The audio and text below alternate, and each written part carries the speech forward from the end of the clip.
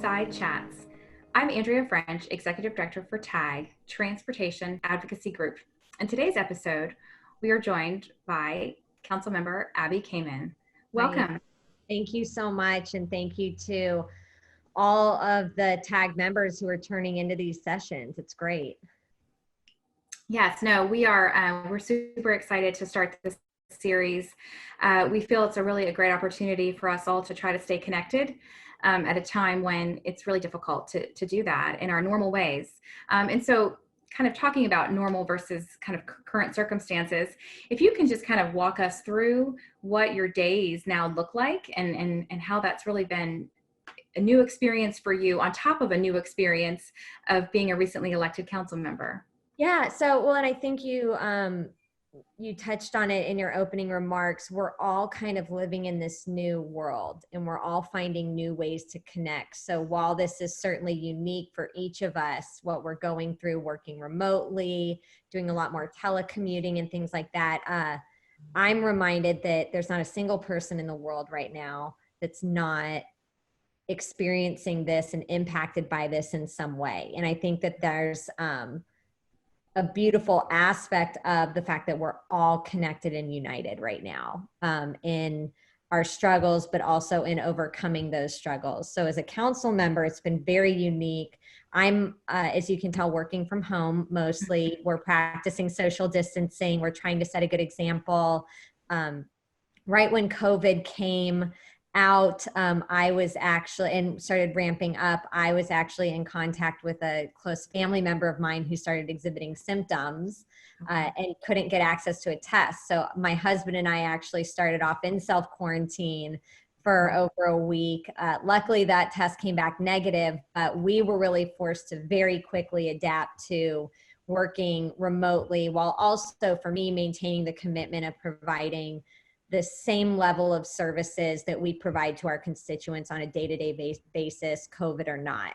So I have an amazing staff and team. We had actually been planning and preparing for scenarios where we may need to work remotely. So we were ready to implement that plan.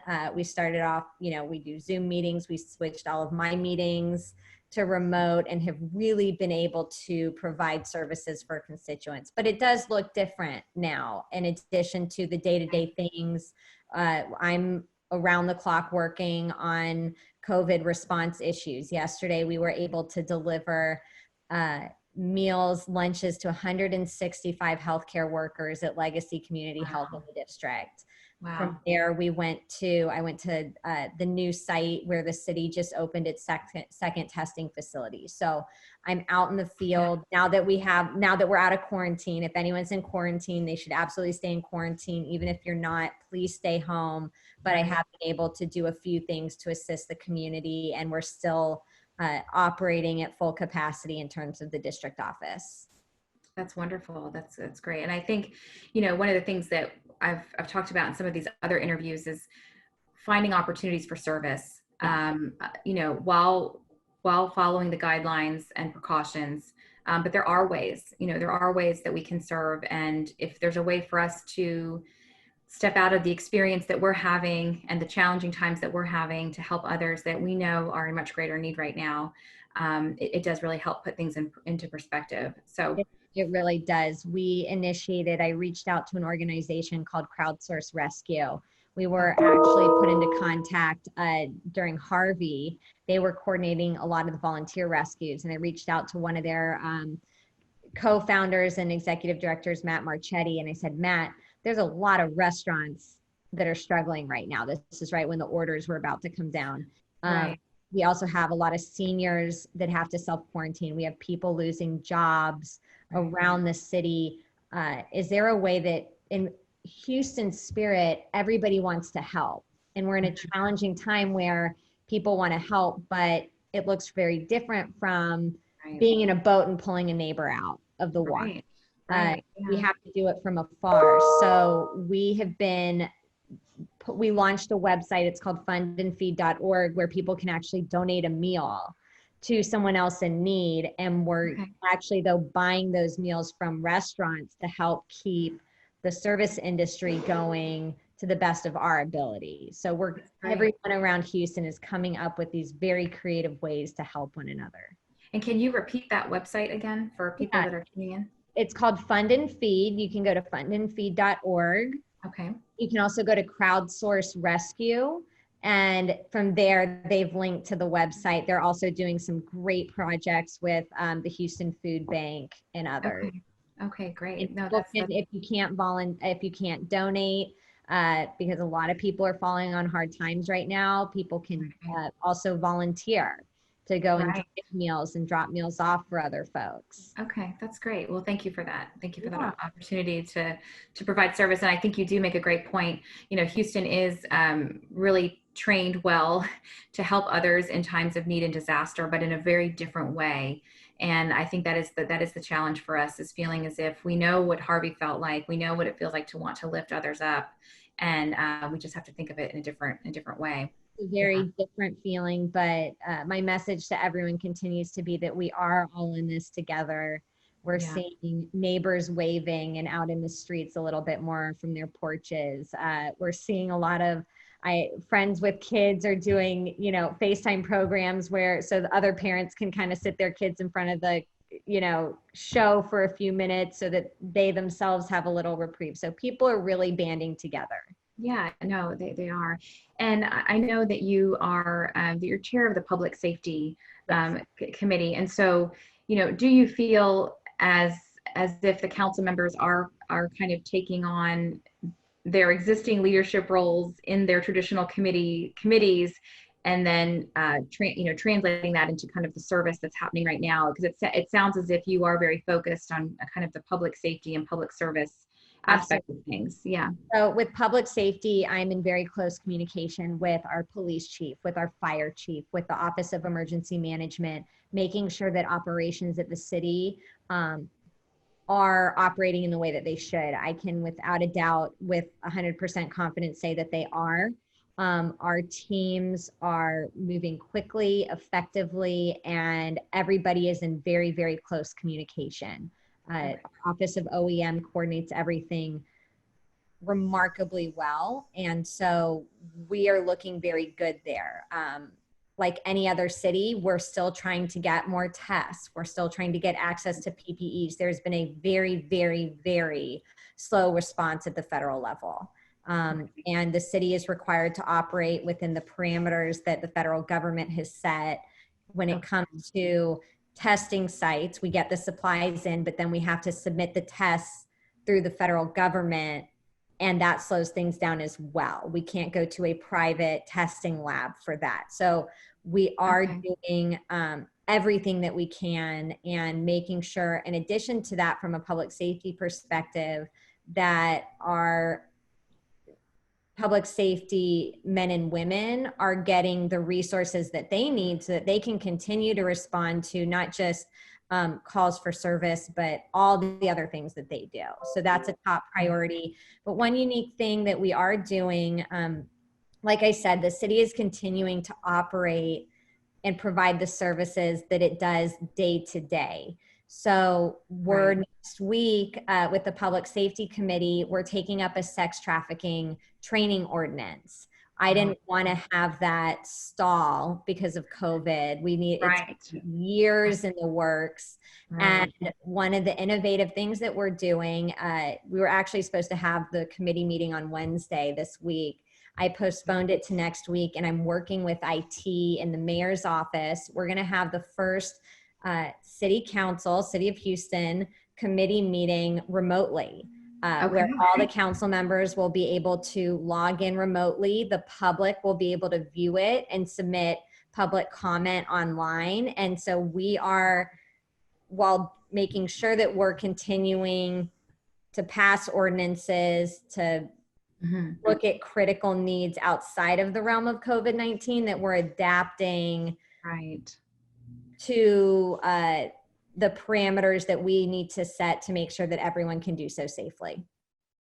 Right. No, that's amazing. And, I think one of the things too that we've looked at is that some incidences like that whether it be the trafficking issue or domestic violence, right? Do you start to see an increase in some of those activities as a Yes. result of what we're facing? And so is Yeah, it even more critical that we look to those opportunities to convene and talk and figure out solutions? absolutely. And I just spoke with the mayor yesterday on domestic abuse related concerns.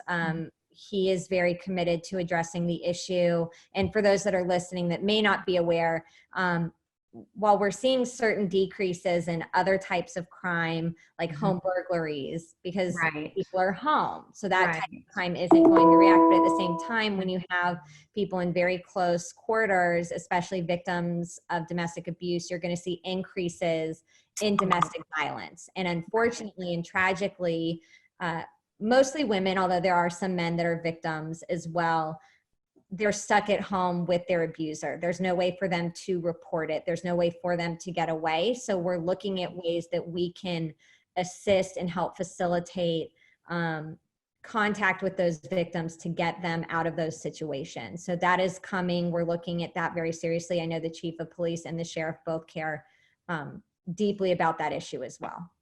yeah, no, and I would say too, it looks as if kind of a reallocation of resources, and it sounds like that's kind of what you're kind of assessing, the daily needs and how we need to shift and allocate time and resources and work. So for example, my daughter and I, on the trails, seeing kind of the mounted police that are out now versus perhaps patrolling what traditional, highway patrol, maybe they're being repositioned to do, because there's so much more activity now on our trails, which in one way is great. However, it does present kind of a different kind of policing environment. And So, for example, I mean, we're talking to tag members, so we're not seeing as much traffic right now, which is I know, neat, right? right? Like, But be careful what you wish for, because no traffic is not the answer, right? and we're So, but seeing it is, and yeah, we're seeing some very serious crashes because people think they have the roads all to themselves and they're driving more aggressively. yes, We're also seeing increased mental health and stress yeah, issues. yeah, So when you have a lot of aggravated drivers on the road, that can create problems as well. But then we also look at our parks and our trails, as you were mentioning, right, and it's great. We're seeing Houstonians outside enjoying nature. We're lucky that this isn't happening in the middle of August. right. but, but people have to social distance. Unfortunately, we've had to take measures at certain parks, like Memorial Park, which is in the district. We still saw kids playing on playground equipment. We've still been seeing people use the gym equipment, which is not safe to be doing right now. So we've had to block those off. I know that the Parks Department recently started to begin the basketball rims off of the Right, courts right, because people are still doing that. So soccer, we shouldn't be playing. Uh, we shouldn't be throwing the frisbee. We shouldn't be playing volleyball. The things that just come very naturally to us, we just have to be a little bit more aware of in what we do in our actions, including when we're walking on the trails. The bag buttons, hitting those. A lot of them are automated. There's still, I believe, some that aren't. We're looking into that, but use an elbow or use your shirt. Don't touch that with your hand right now. Water fountains, those types of things, we just need to be very aware of. right. And it's rethinking everything, all movements. Making a trip to the grocery store and finding out how many things I really do touch without the intent of actually purchasing, right? And so I find myself with this massive cart of items because I'm like, well, I've touched it, so now it's mine, right? So just habits and really learning about some of our daily habits and how quickly we are, just how easy it can be to spread things. So I want to talk a little bit about kind of the mayor's leadership. Yeah. Judge Hidalgo and Mayor Turner have both been really tremendous leaders in these moments. And it is, in my view, it's as if we are kind of one of the models for other major metropolitan areas. And so just kind of in your experience and kind of the communications and the command centers and the calls and things like that, and how that's going from your view, is it moving along, and is there kind of a refining that's happening now that we're in week, I don't know, three. All a blur. Yes. So Yeah. I think we're really starting to realize, and I try to remind everyone, this is a marathon, not a sprint. Uh, Right. it's a fluid situation, and we're responding to needs, as you mentioned, as they come up. And Mhm. we're also doing a lot to try and think ahead based on what we're seeing in other cities and other countries and what they've gone through, what's worked for them, what's unique about Houston that we need to think about that's just not going to work in a way that other cities or countries have done those things. The mayor has done an extraordinary job. He saw us through Harvey, and he will see us through COVID-19. There have been very difficult decisions that need to be made. And Mhm. he has done, he has just done a tremendous job. There were multiple council members at our last city council meeting that from the microphone just said, Mayor, I can't imagine being in your shoes right now. All Right. the different things that need coordination, all the little fires that need to be put out. We're not just dealing with the health crisis. Again, people's lives are first and foremost, and people's lives are also impacted by the economy and the economic fallout of this. And Right. it's not just one industry that's being impacted, it's across Right. the board. Right. So Mhm. this is a very big issue. I have been very pleased to see the caliber of partnership that the city and the county have shared. The mayor and Judge Hidalgo have been working very closely. I am in communication with various county commissioners on different projects that we're partnering on. There's a lot of communication, and not just between the city and the county, but also with our state representatives as Right. well, with our congressional delegation. So there's a lot of communication, sharing of information. And I would say it's not just between elected officials. Right. Residents can help. A resident will send me an email, hey, I just saw this, this, and this. We'll move on it. We'll look into it for folks. It really is everybody in this together. Right. And I think I've seen a lot of opportunities with people. They are at home, and perhaps they don't have as many responsibilities at the home as others. And so looking for ways to pitch in, whether it's, there's people that are making masks. There's just, I mean, it is really, it is refreshing, and it is a reminder kind of the human spirit amidst all of this, and so many challenging times and a lot of sadness, that we are trying to find ways where we can serve. It's beautiful. And I do want to remind people, we are continuing to work, not just on COVID-19, because we have to maintain some sense of normalcy. We can't look back months from now while we may still be in this and nothing has gotten done. So in terms of, for example, transportation, I serve as an alternate for Councilmember Robinson on the TPC committee at HGAC. We're still having meetings. We're still looking. We're still voting. We're still moving the ball forward. I was out driving back from delivering the lunches to the healthcare workers, and our Houston Public Works crews were out in my district doing surface resurfacing Right. Right. on 14th and 15th Street. I stopped, I thanked them, I actually got them some cool Gatorades to cool off. But our trash is still being picked up. The things Right. that we take for granted, I hope that everyone can just stop and really look at what we normally take for granted to recognize the level of commitment that everybody shares in making sure that life continues and moves forward in a workable way. Right. Yeah. And it does seem that the mayor is committed to keep those services moving forward as efficiently as possible. And, with regard to public works, and even conversations I've had with TxDOT, that they really are trying to stabilize any ongoing projects that were already underway, to kind of keep jobs that can be, kind of the essential jobs, and keep the services moving forward. And it seems that the city is really committed to keeping those services. We Um, are, we yeah. are, we can't do it without our city employees. They are some of the hardest working Mhm. people I have ever met in my life. They're committed to serving the people of Houston. And we talk a lot about the front line, our healthcare workers right now. Uh, Right. and my heart and appreciation goes out to them, and our firefighters and EMS and our police officers. But that other front line is our city workers. And it takes a lot of strength and perseverance to continue to do what they're doing right now. Yeah, no, you're right. It does. No, and I think it's almost as if we put everybody on pause, and then they're still kind of circulating and moving, right? And so we can start to see it better because we've stopped and we've paused.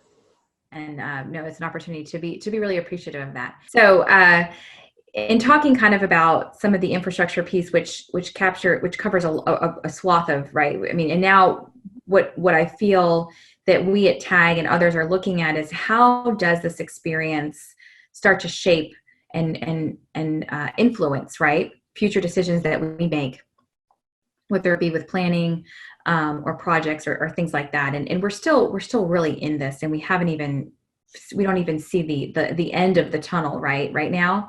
But I think what keeps us moving is the ability to say, we will work through this. And on the other side of it, we will have lessons learned. And we know that there's not one single person that will return back to the exact same thoughts, relationships, service, whatever, before all this happened. And so in turn, does that start to shape policy?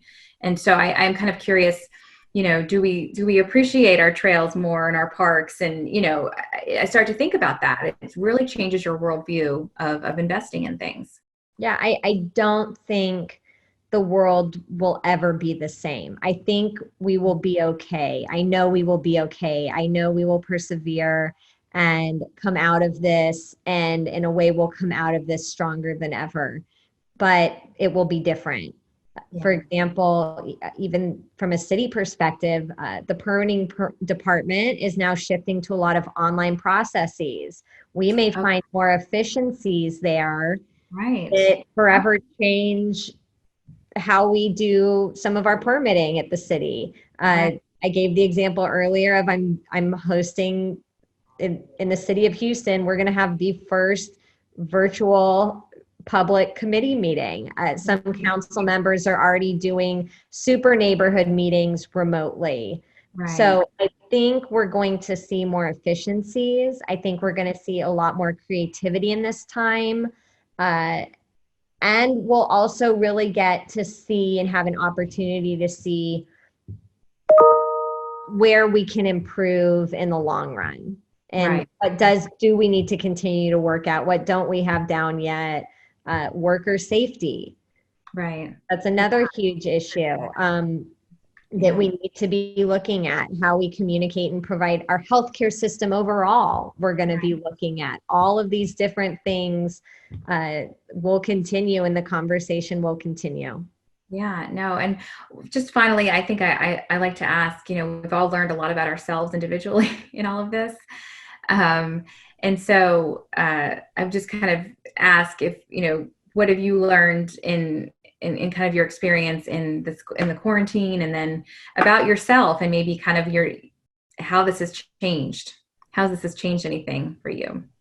So, for better or worse, I have had in my lifetime the opportunity to go through multiple disasters. My first day of college was Hurricane Katrina in New Orleans, was evacuation day. Okay. And, we many of us went through Harvey and the experience of that. And I have learned to respond very well in disaster-like situations. I don't know if that's a good thing or a bad thing, but so having those previous experiences has really allowed me to hyper focus on what we need to do to be effective right now. But at the same time, I've also really learned the beauty of and importance of family. We all love and cherish our family, but again, I'm not able to be with my parents right now. They live in the city, but for their safety, I haven't seen them in quite some time. Over the phone, yes, but that person-to-person interaction is something that I think we've all really come to value and appreciate in a new way, as well as, my husband. We've worked out this amazing system. Who knew we could both be, he's practicing law from the upstairs. I'm running the city council office from the dining room table. So we're learning how to do new things in a new paradigm. That's been not just interesting, but I would say very moving to witness across the spectrum, the resiliency of human beings in our community. We are such a resilient city. And I think that everybody in their own way is rising to this occasion right now. I agree. Well, thank you so much for your time today, your service, your leadership. It was a great opportunity to really have an in-depth look at the day-to-day, and we really appreciate everything that you're doing.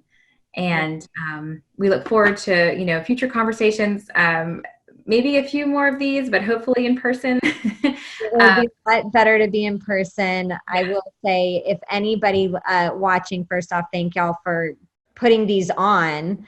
That's just a really great idea. And thank you to everyone that's watching and tuning in, and for your partnership in terms of transportation for all, and all the different ways that transportation is in our city and where we want to go for the future. We'll continue to work at that.